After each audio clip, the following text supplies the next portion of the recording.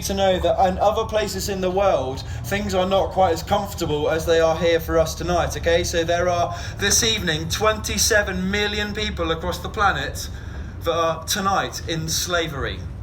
And 2 million of those that are in slavery because they were trafficked from somewhere else into slavery. And tonight, that is how they will go to bed. As you go to bed tonight, comfortably in your student accommodation, they will be going to bed tonight in the midst of slavery, 2 million of them because they've been trafficked. And 1 in 6 children, get this, 1 in 6 children worldwide are in forced child labour. 1.3 billion people are living on less than $1 a day. Less than $1 a day. And get this, tonight, or as of today, 275 million children have absolutely no education. They will never go to school, never be educated.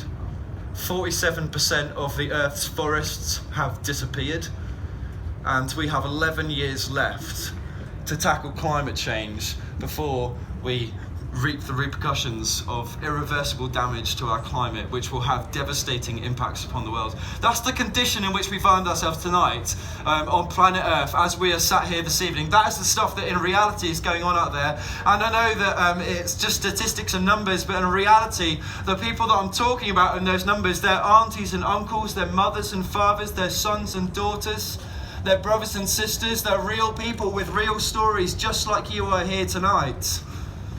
And they're living that stuff every single day. And truth be told, some of those people are dying because of stuff that we are in part responsible for. Like, none of us can say that we are kind of without excuse when it comes to these statistics. None of us can say that we've never bought products that were not produced in child labour camps, or we've never brought into things that have exploited people through trafficking and through slavery. And none of us can say that we have never ever contributed to climate change. We are all in some ways responsible for that stuff that's happening out there in the world. And so tonight, as we think about what it means to create purpose in our lives, it kind of seems obvious, doesn't it? Like, with every breath that I have and with every ounce of energy that I have within my body and the remaining years that I have left in my life, I want to make an impact in the world to try and make this place a better place, don't you? Don't you want to try and make this place a better planet?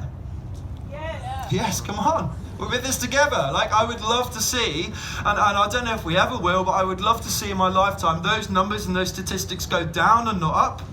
In 11 years' time, you want to tackle climate change? Do you not want to see the end in the rise of temperatures? Right? Come on, we're in this together. But the trouble is, I know for lots of us, is that when we start to think about these statistics and all this stuff that's happening in the world, the trouble is that we end up in this kind of situation where I don't know about you, but you hear the news stories and you see everything that's happening, and it's just kind of like another story and another story and another story, and it almost becomes empty statistics, and it feels so big and so overwhelming. And then you look at sort of your own two hands and the limited sort of energy that you have, and your limited, intellectual capacity, certainly in my case, and you know, the time that we have with our lives, and you think, well, how on earth could I possibly make a difference in the world? Like, I don't know, think about it this way, as another way of explaining it or looking at it. Like, when I get to the end of my life and I die, at my funeral, the thing that I long to see at my funeral is for it to be filled with people that will look back and say, do you know what, Jaime made a real impact in my life, and he changed things, and he made a difference in the world, and he lived for other people. But the thing that scares me is I'm like, how on earth can I possibly do that? How can I be good enough? How can I find the energy? How can I find the capability to do that? Because I just feel too weak as I look at my own two hands. And it might be a bit like this. Let's say, for example, you've got a friend who's really, really struggling with mental health issues, and this will be a live issue for probably a vast amount of you in the room tonight, probably nearly all of you. You've got a friend that's struggling with mental health issues. Let's say it's depression, and you're really trying to help them get through this depression, and for a few weeks you're like texting them multiple times a day. You're there on the end of the phone. You're helping them. You're supporting them. But as time goes on, and if you've ever walked this walk with with people, you'll know that it's actually incredibly difficult, and it requires an awful lot of energy. And it's not their fault, it's just the illness and the mental health that they're experiencing that is the problem. But they become quite an exhausting relationship, because sometimes it feels like you're trying to help and you're trying to help and you're trying to help, and you just don't know what to do to try and help them, and it feels like they just seem to never get better, and you don't know what to do. And it's not their fault at all, it's just that's what the illness is. So you kind of feel stuck, and then over time you just find that you become quite tired by it, and you realise you are becoming affected by it and you need some rest. And so over time you find that you text back slightly less often, and you return their calls slightly less often, you see them slightly less often, until it gets to one day when you see them walking down the street the opposite way from you, down Oxford Road, and you realise you've not spoken to them for 3 months. They look lower than they've ever looked before, and so what do? You hide behind a street sign because you're too ashamed to even face them anymore. Because we all end up running against these problems where we want to fix the world, we want to make a difference, but we're so limited in our capacity. How do we find the strength to actually make an impact in this world in which we live, that is so broken, so destitute, so sick, so in need of people that are going to rise up and make a difference? And perhaps the thing that is most difficult about this at all is the fact that it does not matter how hard you try. You keep on kind of running up against this same thing over and again. No matter how hard you try, we might be able to improve our friends' mental health. We might be able to recycle more. We might be able to have a bit of an impact on climate change. We might be able to buy products more ethically. But eventually you run up against this same thing over and over again, which is death. Because it doesn't matter how much of that stuff you do, people will still die. And death is like, if you've ever had a close friend or a close family member die, and you know that feeling of grief, you will know in some ways that is the worst possible pain that you can experience. And there is literally nothing. There's literally nothing that you can do about it. And so I think that for lots of us, if we're honest, if we're really honest with ourselves, yeah, when I talk about this stuff, you're like, yeah, come on, I want to do something about it. But actually, in your heart of hearts, because there's just this finality of death that you know that we can never do anything about, what you actually do is you resign yourself to kind of giving up. Right, and you basically, and like, I'm pointing the finger at me as well, okay? This is not me trying to pin you down and make you feel bad, because this is kind of all of us as human beings. This is what we do. All of these tasks are too big, and so we just prefer to pretend to kind of ignore it and hope that the problem goes away, but of course it never does. We want to do something about it, but we don't know what to do, and so we just kind of distract ourselves with other things in life and hope the problem goes away. And tonight, I want to tell you a story of a guy who does exactly that. He's fighting for a cause, and then he gives up because he feels like he can't do anything about these problems. And in telling you his story, I want to tell you tonight that there is a way to have victory over the problems in the world. There's a way to have victory over even death itself. And it doesn't matter how many times you've given up, how much despair there is in your life, how much shame you might be carrying from that friend with mental health that you gave up on. There is a way for you tonight to find purpose in your life, which is going to give you victory over even the most awful evils that exist within our world, even over the most awful illnesses and awful diseases, a victory even over death itself. Okay, so this is how it goes. Let me tell you the story. It's the story of this guy called Peter. And Peter, in the Bible, he was like Jesus' right-hand man.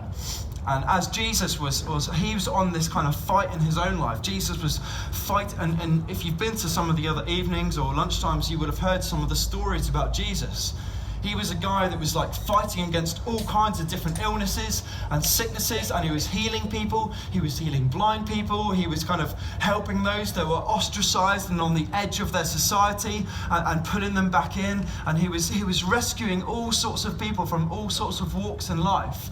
And Peter was like his best mate. He was his right-hand man. Peter was his wingman alongside him, and they were doing this thing together, in this fight together, and Peter was all for it. He was like, come on, Jesus, we'll have the victory over all of this stuff. But then something happens in Peter's life, and that's that Jesus dies. And you get to this kind of scene, and it's like the meal the night before Jesus dies, and Jesus, because Jesus, I don't know if you believe this, but I believe Jesus is God. You see that in the New Testament, because he knows everything. And one of the things that Jesus knows at this meal as he sat next to Peter is he knows that Peter is going to give up the fight. And he turns to Peter and he says to Peter, I'm going to die in the next few days. And as I die, you are going to deny that you even knew me. You're all for this fight now, but in a few days' time, you're going to give up completely. You're going to say that you never even knew me. And he says to him very, very specifically, you're going to deny me 3 times before the cockerel crows. That's what he says. And Peter's like, that's crazy, Jesus. I love you. You're my king, you're my master, you're my Lord, you're my best friend, you mean everything to me. This has been 3 years of my life that we've been on this thing together, and we've seen blind people given sight, we've seen people healed, we've seen people's lives totally changed. Jesus, I'm never going to give up on you, even if I die, even if you die, I'm never going to give up to you right until the very end. But then later that night, they come and capture Jesus. And they take him away. And as they lead him away, Peter follows from a distance and he watches as they lead Jesus away to the place where he's going to be trialed, and they take him into this court, this sort of courtyard, and Peter sort of waits by the gate of this courtyard and he sort of sees Jesus from a distance. And then there at this archway, at this entrance of this courtyard, there's this little girl there, and this little girl, she turns to Peter and she says, "Oh, weren't you one of the guys that was with Jesus? Weren't you one of the guys that was fighting alongside him? Weren't you one of his followers?" And Peter goes, no, that wasn't me.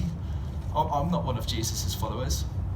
And then Peter walks and he comes to this fire that's nearby where some of the people that captured Jesus were warming their hands. And he comes and joins them and warms his hands. And one of them says to him, "You were one of Jesus's followers, weren't you? You were one of the people that was with him. I'm sure you were." And he says, no, not me. And then another one says, no, I definitely saw you. You were one of the people that was with Jesus when we caught him, when we captured him. And Peter says, no, it wasn't me. And then at that moment, the cockerel crows, just like Jesus said it would. Can you imagine how he feels? Not only has he become afraid of what's going to happen to him, that he would be taken away just like Jesus would be to kill, but he's denied his best friend. And what's worse than the fact that he denied his best friend was the fact that Jesus knew that he was going to do it in the first place. And so now Jesus has been led off to go and die, and he knows, even though he's not heard, he knows what Peter has done, and Peter knows that he knows. Can you imagine how ashamed and how awful he feels? He gives up the fight. And then we get to this point in the story, and this is where we're going to pick up tonight. This is on your tables.